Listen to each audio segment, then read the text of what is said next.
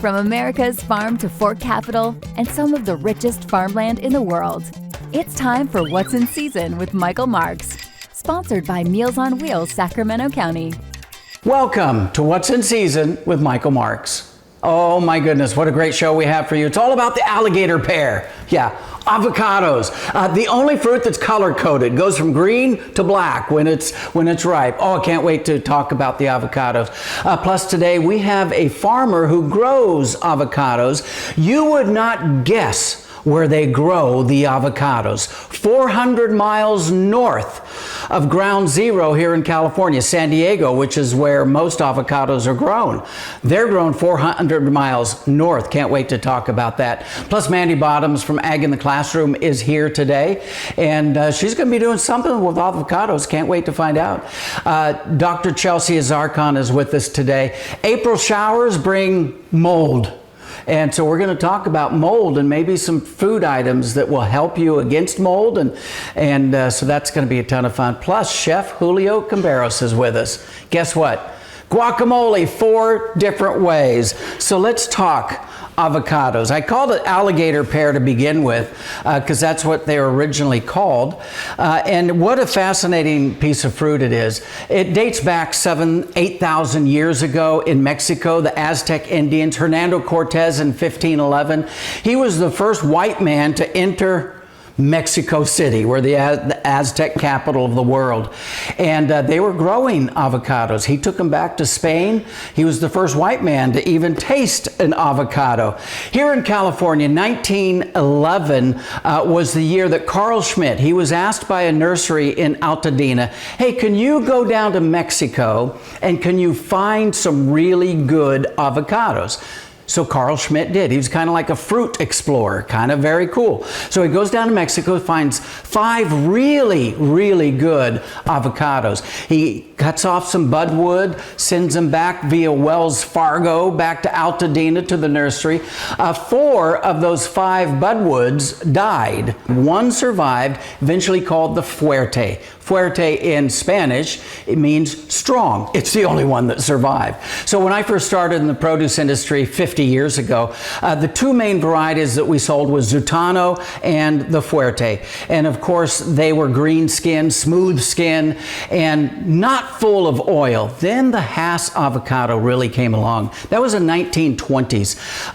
A postman in La Habra, California, his name was Rudolph. He put a couple trees in his backyard, and his sons came to him one year and said, you know, Dad, this one avocado tree, the best fruit ever. High oil content, smooth, creamy, it's really good. His last name was Hass. That's right, Hass, and that's where we get the Hass avocado. And it's one, like I said, it's color-coded. Right? It goes from green, and when it ripens, matures and ripens, it will turn black. Now, by the way, the fruit is a climacteric fruit, kind of like a banana or a pear. It must mature on the tree, but then it must ripen after you pick the fruit. Right? It's called a climacteric fruit. How do you ripen them? Right here in my shoebox. That's the best place I can ripen these. Oh my goodness, these are looking good in there. Put them in a shoebox, put that in your laundry room, they'll ripen up perfectly. Now there's a lot of stories about how to keep your guacamole or your avocado from turning brown. People have said, put the pit in the guacamole. Well, it's called oxidation. I made this last night. Of course, it's oxidized on the outside, but if you look through my light bulb, it is green right there. See all that green? Yeah, no oxidation because there's no oxygen there. So it has nothing to do with a magical pit. It's all about oxidation. Hey, coming up, we've got an avocado farmer going to be with us. Can't wait to ask him 101 questions. Don't go away.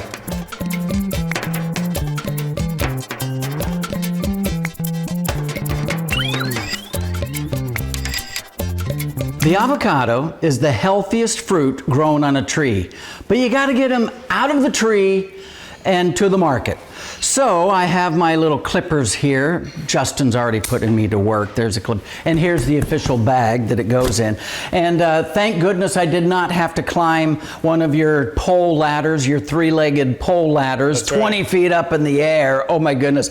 I've been to Mexico, of course, Uruapan in Michoacan. That is ground zero for avocados in the world. They grow about almost 2/3 of the avocado supply for the world. That's right. And Uruapan, they have these huge avocado trees. They do not use ladders. Wow. They climb into the tree. You know, the branches are like this big, and then they crawl up those trees. It is absolutely amazing. So Justin, tell us a little bit about the company. Sure. So I am the manager of our avocado program at Rivermaid Trading. We are based in Lodi, but actually these avocados, excitingly enough, come right from Sacramento. That is amazing, because I said earlier that, you know, San Diego is like ground zero for America for avocados, right? That's right. And you're 400 miles north. Yes. What made you think you could grow avocados this far north? Farmers are so adaptable. So we've seen some market shifts and changes on commodities that are typically grown in the Delta region. We saw an opportunity to try something, and it turned out it's working. Wow, how many acres do you have now? 30 currently, with 30. plans to expand. So we have 430 trees on an acre. That's a lot. And we don't have to climb up ladders to harvest them. We keep them manageable. So Really? Yes. Yeah. Okay. Much more efficient use of resources. And water, that's very important. You have water in the Delta. I know San Diego had to take out a lot of avocado trees because they just didn't have the water Sure. for it, right? Yeah. But you have plenty of water in the Delta? Plenty of water, and you know, we're going to use it effectively with the high density plantings, and we see this region becoming a potential boom region for this commodity. I love it. I love it. How many varieties are you growing? Currently 3 commercially. We have the reed. Show us a reed here. I don't know if we, here we go. Okay. So the reed's a green skin. You were talking about green skin avocados. So this is Smooth skin, green skin, This yeah. one won't turn colors, as you mentioned. So this is actually one of my favorites. You can cut it, and it creates a little bowl. You can eat the avocado right out of the skin. Other varieties we have in here, of course, the Haas. You talked about that. It's Haas. His name was Haas. Sorry. And Gem. A gem. Yeah. That's one of the newer ones. Correct. Which is a Haas look-alike. Correct. It's got some gold sparkles on it, which I think maybe the name kind of plays into that, although that's not why it's named Gem. And this variety is very high in oil, and it's a great eating piece of fruit. What percentage? I know some Hass avocados can get as high as 23% oil content. Oil means flavor. That's right. Right? The Yeah, more oil, creamy. the more flavor. So the Gem, we like to harvest it above 27% oil. Wow. So much higher than most Haas get picked at. So the Haas threshold is right around 22%. So it's got a little bit more oil content. And it's called a gem. Gem avocado, yes. All right. And we're seeing them in stores now? Absolutely. So in the month of April, this month, you'll see them at select Raley stores. By the way, why don't you want to just pull it off the tree? What's the deal with that? Why do you have to use clippers for every single one? Yeah. Is clipped. I mean, that's a lot of hands. It's a lot of clipping. Right. Yeah. So why do you have to do that? You don't want to separate the skin area here from the stem. So the skin area here from the stem, because that will induce probably decay. Correct. Right? Yeah. Decay begins. And that's not good. Wow. So so when you are in the store at the farmer's market and you are seeing all those hundreds of avocados, every single one clipped right here. And now you know they're coming from the Delta. That is awesome.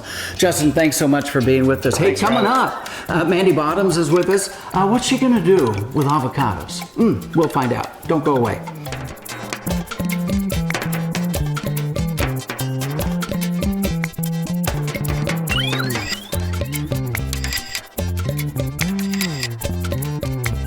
You know, I said earlier that the avocado is one of the healthiest fruits grown on a tree. Let me tell you what's in it. You got lutein, you got vitamin E, you got glutathione, you got monounsaturated fat. That raises your good cholesterol, lowers your bad cholesterol. It has magnesium, potassium, folate, loaded with fiber. The healthiest fruit grown on a tree. So Mandy Bottoms is with us today, getting our kids to eat avocados because they're so healthy, right? And we're going to do a Froggy face toast. It's a twist on the classic avocado toast, but it's something that kids will enjoy eating because it's fun to eat. So we're going to make that today. You want to start with the avocado? Yep, we got our toast going. Yep. The best way of cutting your avocado, put the tip of the knife into the neck of the avocado. Now, this is where people go wrong. Don't move the knife. Just roll the avocado around the blade of your knife. Less movement of the knife means less opportunity. Now, how do you get the pit out? Avocado farmers used to tell us to hold this in your hand and whack that with our knife, right? Some guy in Florida missed. And he sued the avocado farmers for saying that. So I tell people all the time, come on, just put that thing down on the ground or down on the table, and then you can whack it. And there you go. So now you have your avocados. What are we going to do with that avocado? And I suggest if you have a child at home that you're doing this with, you cut the avocado, yes. And they can do the rest. So we're going to have you actually scoop out the avocado into this bowl, and then we're going to get ready to mash it. Okay. And as you're mashing it, part of our twist on the toast is we actually are using English muffins, but you can use whatever bread you have at home. So I'm gonna get those ready to go, and we're gonna make 2 froggy faces. Ooh. The other materials you need are very simple. We have hard-boiled eggs, we have some sliced olives, and we have some shredded carrots. So we're gonna use those to make the face. You may have never mashed your avocado like this before, but it is a fun way to do it with kids because it keeps the mess, or Michael, depending on who you're working with, it keeps the mess contained a little bit more than them doing it on a cutting board where it can spill out all over the place. So we're just gonna mash. You did a good job. How'd I do? You did a good job. Thank you. You did a great job. And we'll grab the spoon and we're gonna do a heaping scoop on our English muffin here. And we'll spread it around. We want these are the froggy faces. So we want to make sure we cover the English muffin and we get all those nutrients spread out. My kids also love avocado toast, actually. No, I don't think they've ever had froggy toast, but they probably would like it too. So I just sliced our hard-boiled eggs, and you're gonna grab 2. Just grab 2 with some yellow in it. Those are gonna kind of be the part of the eyeballs. And I'm gonna grab 2 for my toast, and we can just put them anywhere, kind of towards the top, I guess. It's cute. It's kind of fun. Mine has kind of bug eyes, which is perfect for this. Okay, and then we're going to use the sliced olives, and we'll place those in the middle of our eggs there to kind Another of create great the California product, right? pupils. Oh, aren't they so cute? Oh, okay. Mine is looking off to the side. Yours is. It must see a fly Yeah. or something. Okay, and then we'll grab just a pinch of carrots, and you're going to arrange that as a mouth, kind of a wide mouth, going across the bottom. You'll probably do it 2 or 3. Or however many your kids like to use. Make sure they're smiling. And then I'm going to have you pick yours up so you can show everybody, and I'll pick mine up. Oh, look at and that. We have a very healthy, froggy avocado toast. I love it, Mandy. So those are pretty fun. Get your girls to do this. They will love it. Oh, yeah, they will love it. So. Tell us a little bit about, oh my, that's so good. Tell me a little bit about Ag in the Classroom. Yes, Ag in the Classroom is a nonprofit statewide throughout California, and we help get resources, curriculum into the hands of teachers and parents so they can help their kids learn more about agriculture. I like that. And if you loved learning some of the history of the avocado, we actually have on our website little mini books that you can print free of charge, and it tells a story about the California avocado and the history and how it came to California. So awesome. It's kind of a fun connection to what you were sharing earlier. Very, very cool. Thank you so much, Mandy. I love your segments every time. That's so fun. Hey, coming up, Dr. Chelsea is making a house call today, and we're talking about mold.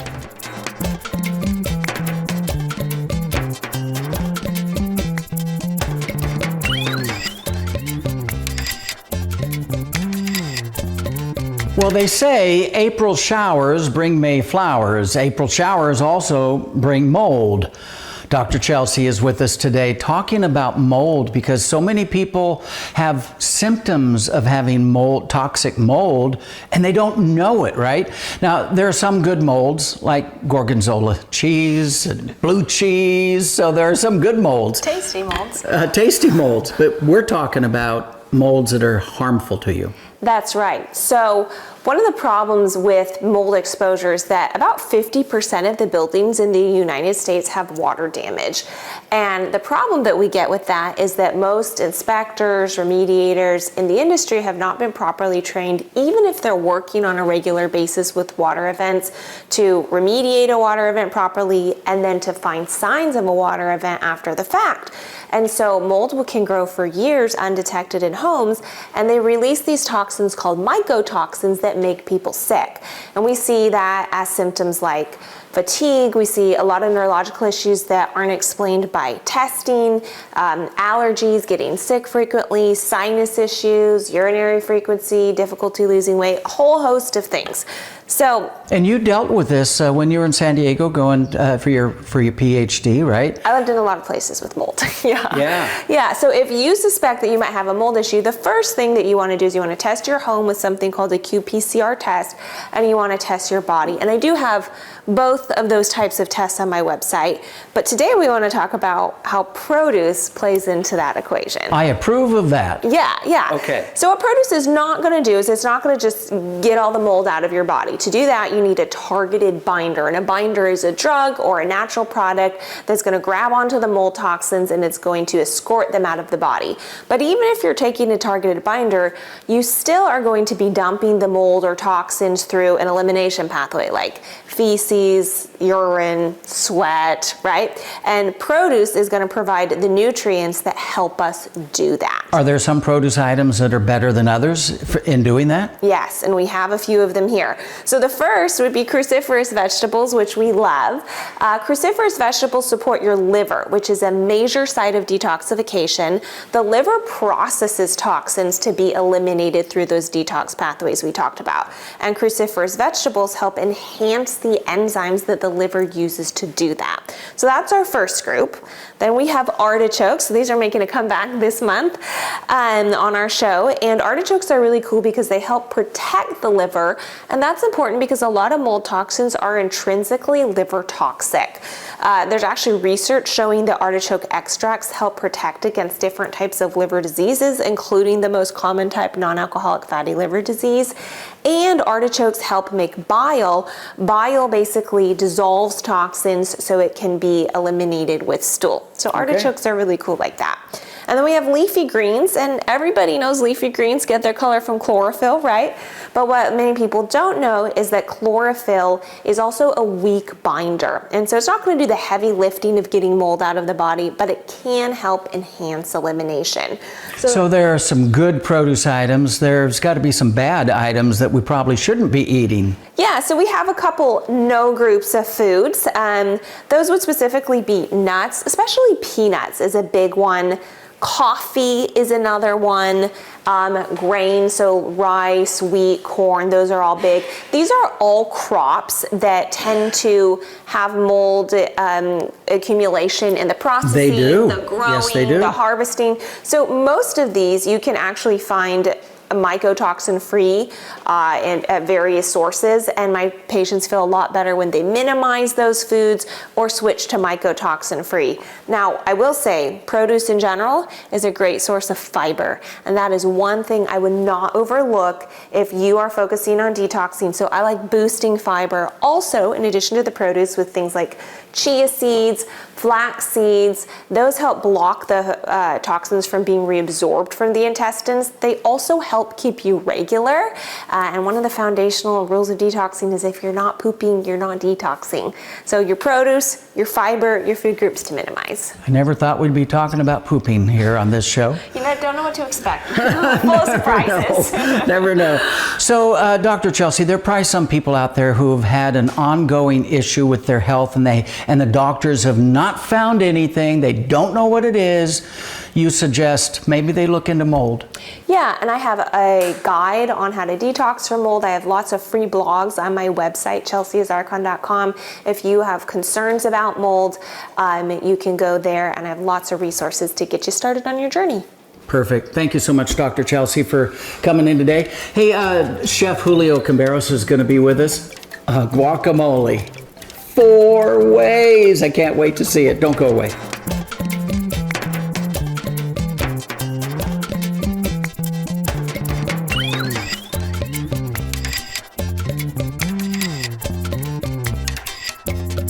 early in the show, I was talking about Rudolf Hass, and he was growing a tree and became the first Hass avocado tree. Virtually every Hass avocado tree in California came from that mother tree in La Habra, California. Virtually every Hass avocado tree in Chile, in Venezuela, in Australia, in New Zealand came from the mother tree in La Habra, California. In 2002, the mother tree eventually succumbed to disease. The avocado farmer is kind enough to give me a piece of that mother tree, and there she is. But man, that tree produced millions and millions of avocado trees.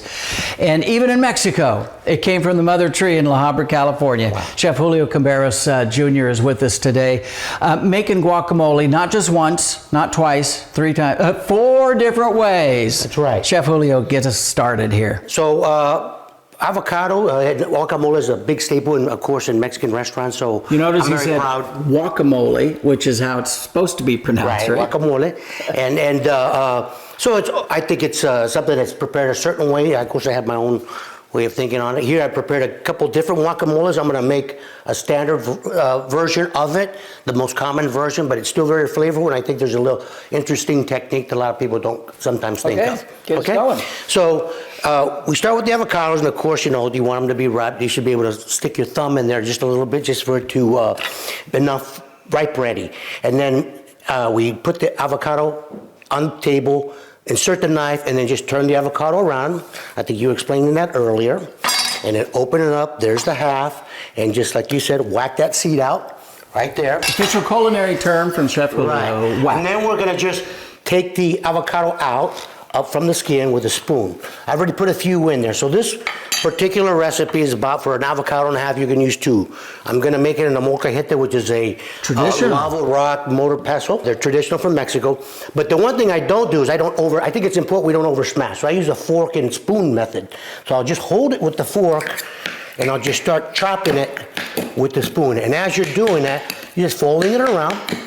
It's important that you do not over mash it. You mash it, but you don't want it to be avocado puree. Don't turn it into mashed potatoes. Don't turn it into mashed potatoes. No way. Now at this point, once it's smashed, you can add, I'm gonna just put 1/2 of the lime juice. Oh, thank you, lime, verde limones. Don't use a lemon in there. And then red onion, and you could put as much as you like. There's no onion police that's gonna tell you put too much, okay? So there's onion, I got tomato right here. I like a little bit more. I'm gonna put just a little bit of a diced serrano chile. You can put a lot in there if you want. It's only spicy when you stop eating it, so you have to just continue to eat it. Anyway, from this point, what you're gonna do is fold it in. You're not gonna smash that in. Okay. If some people like cilantro, I like cilantro in mine. I do too. So I'm gonna put the cilantro in it. That's just chopped cilantro, and of course salt. So it's gonna need salt. Doesn't need really pepper because you already have the chile in there. Okay. So we're just gonna fold it around. Oh my goodness, And you can see that it's not overly smashed, and you still have all the chunks of avocado along with the chunks of the vegetables in there. Gives it texture. I'll garnish it up here. A few radishes. And then it's very traditional. We put a little cotija cheese on it, which is a dry cheese somewhere between a goat and a Parmesan. Okay. Do I get to taste this? You get to taste it. Oh my goodness. Sorry, folks. I get the first bit. That is perfect. And there's nothing like guacamole made like that, right to order. So you have made guacamole 3 other ways. Tell us ways, what you did here. Let's start with this one. Here I have a Southwest version where I put roasted corn, black beans, chicharrones, which are pork grinds. In No way. And a little panela cheese, which is a little firmer white milk cheese. Okay, so you start here and they add some things to it. And Right. how about this one? This one is a Yucatan version. So instead of putting lime, I put what I call sangrita, which was orange lime mixed up with chile, and then folded in with shrimp, orange mandarin, and pickled onion. Nice. And our final one And here? that's our vegan, healthy version with the avocados, chia seeds, beets, walnuts, a little orange, and that's a plant-based mozzarella. Oh, nice. Oh, Chef Julio, that was awesome. And you made it look so blamed simple. It should be simple. It should be simple. All right. Chef Julio, two-time champion, by the way, at the California State Fair and the Golden Bear Chef's Challenge, and that's why he's here today. Thank you so much for being with us. Oh, my goodness, that was awesome. Thank you, sir. Okay. And that was it on avocados. We'll see you next time.